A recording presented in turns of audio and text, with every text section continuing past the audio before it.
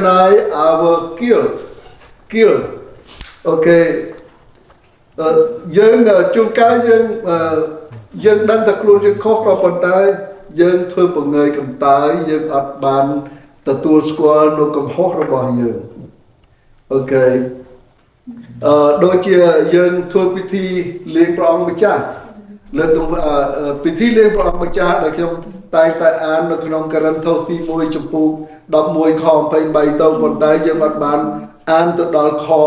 28 29ទេដល់អញ្ចឹងនៅថ្ងៃនេះយើងនឹងរៀនពីការហ្នឹងតើអ្វីខ្លះដែលយើងមិនបានគិតដល់អ្វីខ្លះដែលយើងចន្លោះអត់បានយល់ឬក៏យើងអត់បានគិតពីការទាំងអស់ហ្នឹងពីព្រោះ Lord's Supper is the most important okay even Jesus he performed that before he went to the cross okay ដូច្នេះសូមឲ្យតែព្រះយេស៊ូវគ្រីស្ទក៏បងរៀបចំកម្មវិធីទាំងអស់ហ្នឹងមុនពេលដែលព្រះយាងឡើងទៅជួយឆ្កាងហើយ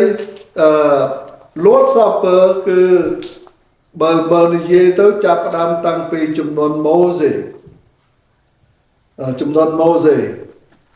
ហើយនៅ the Sabbath day នៅដូចចឹងពេលមួយយើងនឹងរៀនពីការថា Sabbath day high day ទាំងអស់ហ្នឹងតើវាខុសគ្នាយ៉ាងម៉េចហើយនេះបានជាអ្នកជឿជាច្រើនមានការច្រឡំច្បោកច្បល់គ្នារហូតទៅដល់ប្រាប់ថាព្រះយេស៊ូវគ្រីស្ទសគត់នៅថ្ងៃសុក្រអីចឹងទៅហើយថ្ងៃអាទិត្យព្រះអង្គមានបញ្ជន់រស់ឡើងវិញបើមិនជាព្រះអង្គសគត់ថ្ងៃសុក្រហើយព្រះអង្គមានបញ្ជន់រស់ឡើងវិញនៅថ្ងៃអាទិត្យវាអត់បានគ្រប់3ថ្ងៃ3យប់ទេមិនចឹងឃើញទេ so អានឹងឲ្យក្រោយយើងនឹងរៀនពីការនឹង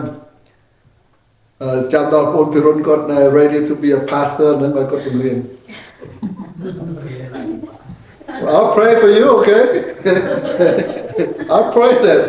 if God chosen you you can't run away alright if God select you you can't hide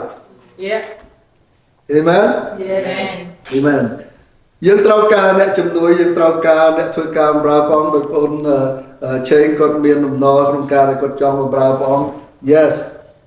I'm ready to open the door and helping walking with that okay ឥឡូវយើងត្រឡប់មកមេរៀនរបស់យើងនៅថ្ងៃនេះគឺ recognize our guilt ការទទួលស្គាល់កំហុសរបស់យើងអូខេគឺនៅក្នុងករិនថូសទី1ចំពោះ11ខ27ទៅដល់ខ29រៀបរាប់ពីអ្វីខ្លះដែលយើងគួរពិចារណាឲ្យបានដិតដល់ក្នុងការដែលយើងធ្វើឬក៏យើងរស់នៅរាល់ថ្ងៃក្នុងប្រគុណរបស់ព្រះសូមឲ្យយើងសម្រុំចិត្តសួរតាមជាមួយខ្ញុំព្រះបិតាព្រះម្ចាស់ឲ្យអរព្រគុណដល់ទ្រង់នៅក្នុងពេលថ្ងៃសៀលនេះម្ដងទៀតដែលទូលគុំទាំងអស់គ្នាបានចូលមកចំពោះទ្រង់ដើម្បីនឹងចាប់ផ្ដើមថ្វាយបង្គំទ្រង់ទាំងជ្រាបសរសើរដំណើរទ្រង់ទាំងលើកនឹងវាយថ្វាយទ្រង់ដើម្បីកិច្ចការបម្រើព្រះអង្គនៅក្នុងទីកន្លែងនេះដែរសូមព្រះអង្គគង់ជាមួយនឹងទានពរបងប្អូនយើងនៅទីកន្លែងនេះទាំងអស់គ្នាទាំងបងប្អូនយើងនៅលើ Zoom ដែរសូមព្រះអង្គគង់ជាមួយនឹងទានពរបើកចិត្តទូលគុំទាំងអស់គ្នាដើម្បីនឹងរៀនហើយយល់ពីគ្រប់ទាំងមេរៀននៅក្នុងពេលបន្តិចទៀតនេះដែរព្រះម្ចាស់ហើយទូលគុំក៏នឹកចាំដល់បងអូនយូដែលគាត់មានជំងឺសូមព្រះអង្គព្យាបាលគាត់តាមរយៈអំណាចនិងប្រជេស្តារបស់ផងទ្រង់ដើម្បីឲ្យគាត់បានមានសុខភាពរមមរស់នៅសរសើរដំណើរទ្រង់ជាមួយនឹងប្រពន្ធរបស់គាត់លីសាដែលទើបតែនឹងទទួលជឿព្រះអង្គដែរអរព្រគុណដល់ទ្រង់ហើយទ្រង់ក៏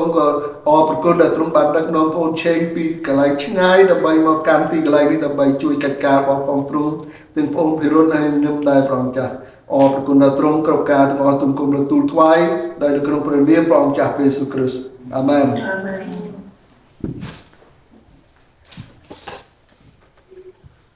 អូខេ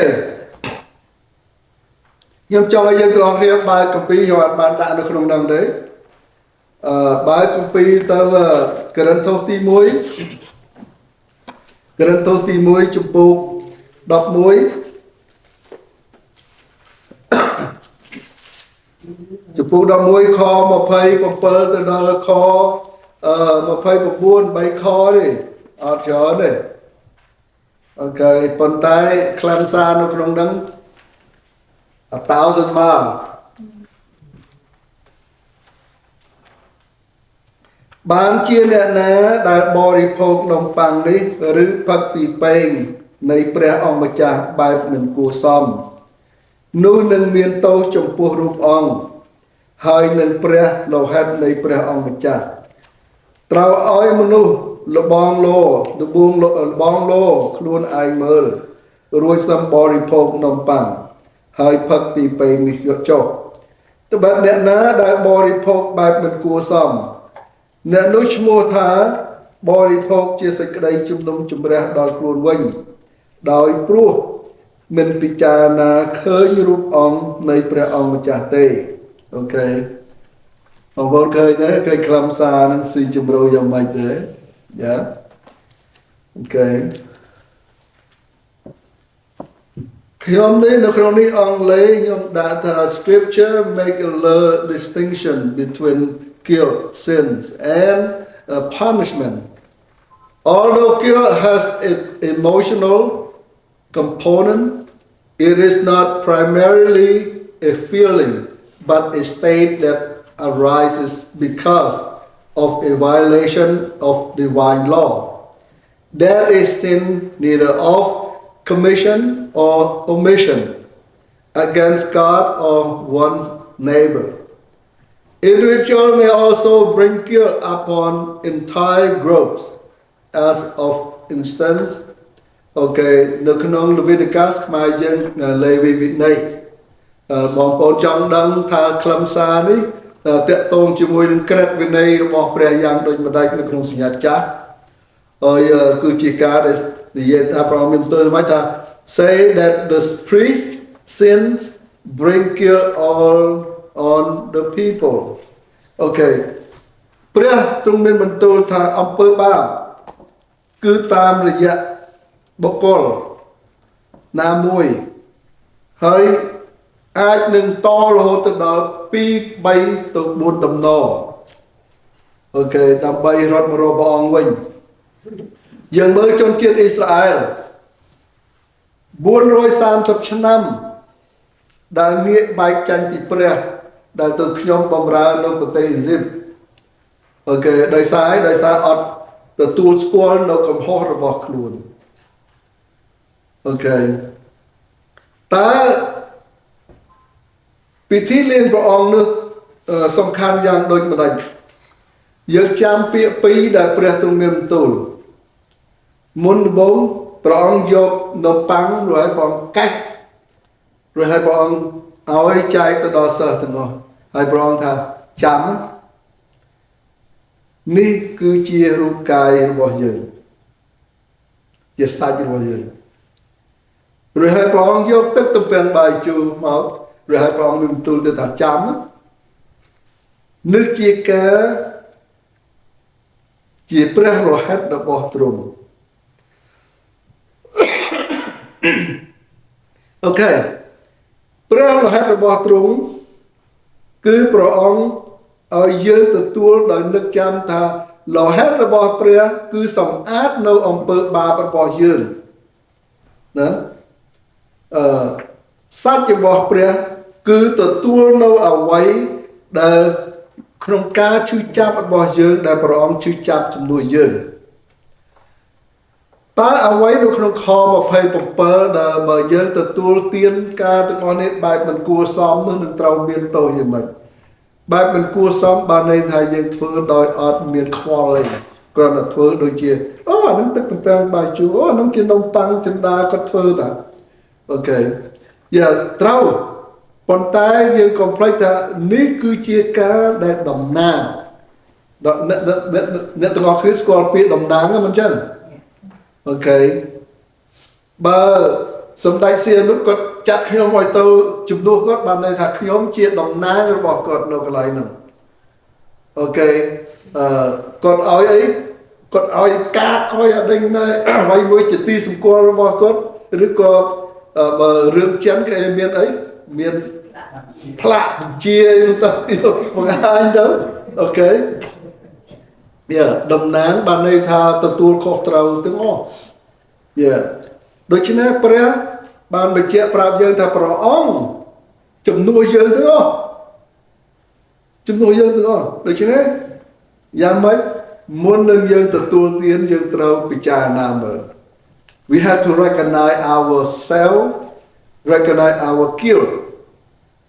what's the guilt កំហុសអីខ្លះដែលយើងមានកំហុសដែលយើងធ្វើពីមួយថ្ងៃទៅមួយថ្ងៃដូច្នេះមុននឹងយើងចូលមកចំពោះព្រះយើងត្រូវសម្អាតការទាំងអស់ហ្នឹងអូខេខ្ញុំតែនិយាយដូចមុនខ្ញុំនិយាយជាមួយកូនខ្ញុំបងខ្ញុំប្អូនថ្លៃខ្ញុំមកអង្គុយហ្នឹងគឺថាខ្ញុំនិយាយពីរឿងយើងទៅព្រះវិហារយើងត្រូវស្លៀកពាក់យ៉ាងម៉េចណាយ៉ាងហោចឲ្យបានសមរម្យឲ្យយើងទៅកុំឲ្យទៅនិយាយនឹងអានឹងកុំភ្លេចណាយើងទៅថ្វាយគុំព្រះនេះបានន័យថាព្រះលើអស់ទាំងព្រះស្ដេចលើអស់ទាំងស្ដេចណាមិនមែនយើងទៅធម្មតាទេទន្រំទៅសំបីតែយើងទៅជួបជាមួយឥឡូវសោះតែខ្លួនសែនគាត់ហៅឲ្យយើងទៅជួបមក3ខែមុនយើងរៀបចំខ្លួនមិនអញ្ចឹងណា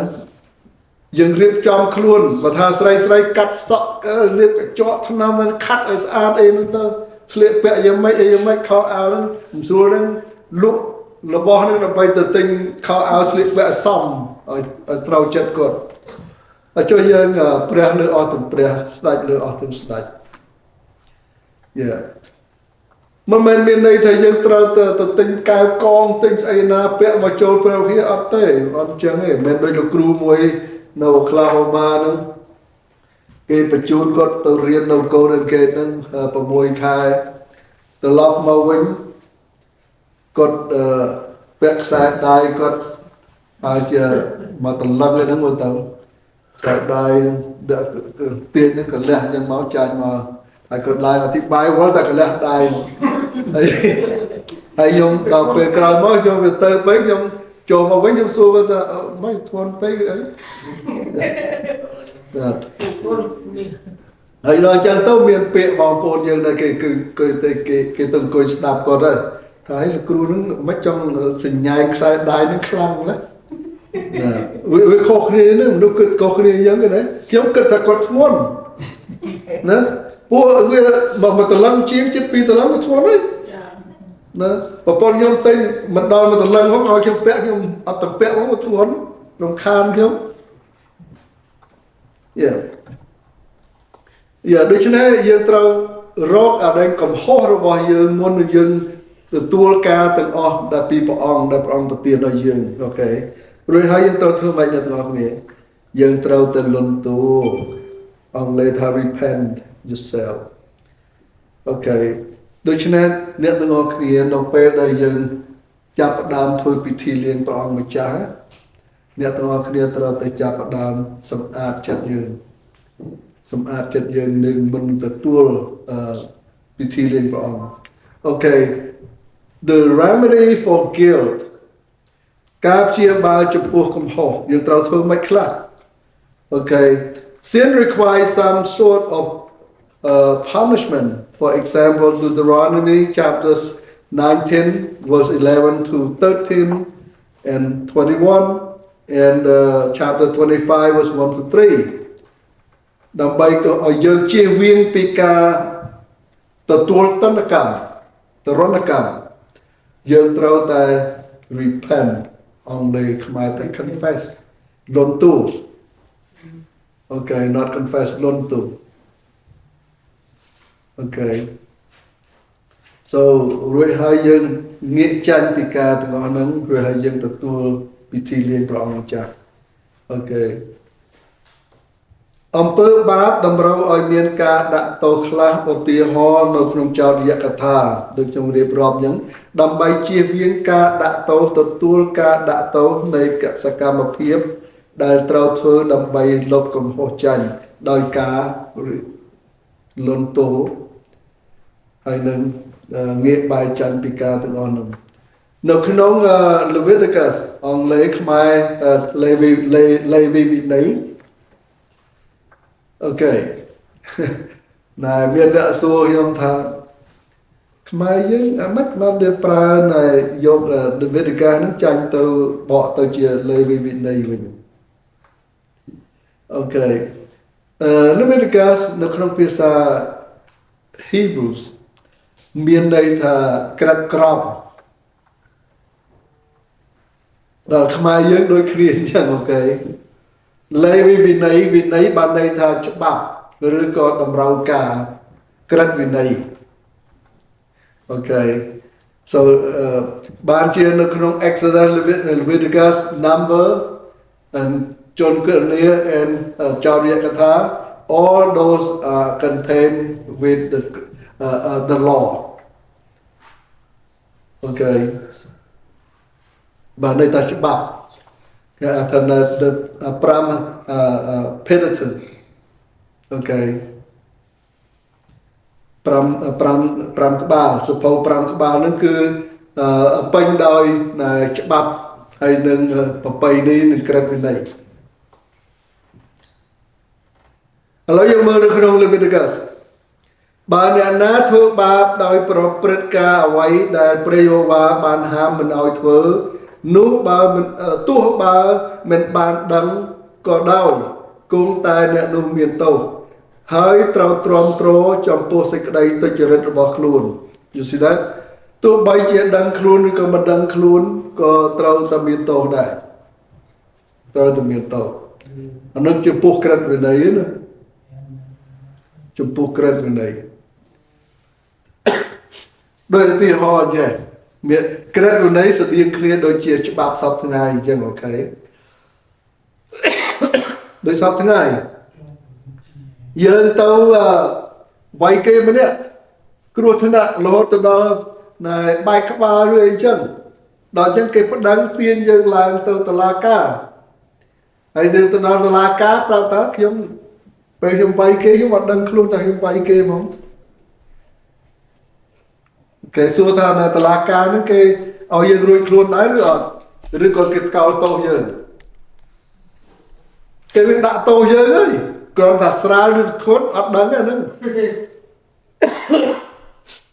អានេះវាថ្លឹងទៅតាមហ្នឹងពួកច្បាប់គេហៅថា the golden rule the golden law ហ្នឹងពាក្យថា golden law បានន័យថាច្បាប់សពថ្ងៃដែលយើងប្រើដែលរដ្ឋគេប្រើសពថ្ងៃគេហៅថា golden rule អូខេ golden rule ច្បាប់ដែលយើងប្រើនឹងដូច្នេះ the golden rule គឺថាដោយឧទាហរណ៍សពថ្ងៃគេបានអនុម័តចេះថាអូខេអ្នកដែលសម្លាប់គេហ្នឹងគឺមានពីរចំណែកអ្នកសម្លាប់គេដោយប៉ងអាហ្នឹងគឺត្រូវជាប់គុកមួយជីវិតឧទាហរណ៍អញ្ចឹងឬក៏ត្រូវរហូតទៅដល់គេដាក់យកទៅសម្លាប់ទៀតក៏មានហើយដល់ពេលបើសម្លាប់ដោយអចេតនាបានន័យថាដោយចៃដន្យអាហ្នឹងគឺទោសស្រាលជាងចេតនាដោយប៉ងដូចកាលយកធ្វើទាហានទៅស្រុកយួនអញ្ចឹងហើយនងគ្រាទៅហាត់ទាហានហ្នឹងហើយមានទាហានមួយហ្នឹងខ្ញុំប្រាប់ថាឲ្យឡើងឲ្យលឿនខ្ពស់ជាងគេតិចមកហើយដល់ពេលគ្នាខំរត់ឡើងទៅវាតាក់អាដេញវ៉ហ្នឹងទៅក៏ភ្លើមករៀបដៃនៅដេញណាកាយហ្នឹងអាមួយទៅមុនហ្នឹងទ្រុលចំបដ ாய் ដាច់ដៃប៉ុន្តែច្បាប់ទាហានគឺត្រូវមានទោសអាចបាត់ជីវិតប៉ុន្តែដោយសារអត់មានប៉ងដែលអញ្ចឹងទៅគេយកទៅដាក់គុកតែ24ម៉ោងទេ Yes យ៉ាងដូច្នេះយើងត្រូវតែ